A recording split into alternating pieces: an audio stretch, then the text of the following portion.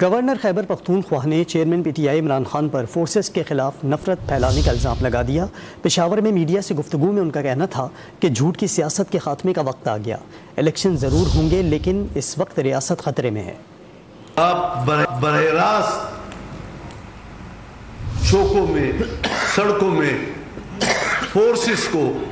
Target بناتے ہو، یعنی قوم کے ذہنوں میں فورسز کے خلاف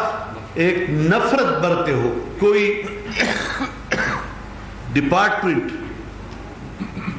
اس کے لوگ نکلے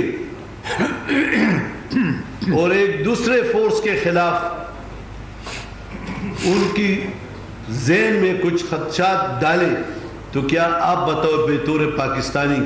یہ اس ملک کا ترقی، اس کی سالمیت اور اس کی یکجہتی، اس کے تحفظ کے لیے خطرناک ہے یا نہیں؟ الیکشن ہوں گے اور مزید بھی ہوں گے، لیکن اس وقت ضرورت جس چیز کی ہے، میں آپ کو کہتا ہوں کہ اس وقت ضرورت یہ ہے کہ ریاست خطرے میں ہے، ریاست کو مشکلات ہے، ریاست کو مشکلات سے نکالنے کے لیے وہی فارمولہ اپنایا جائے جو 2013 میں آپ اسلام آباد کے سڑکوں پہ بیٹھے تھے اور اسمبلی کے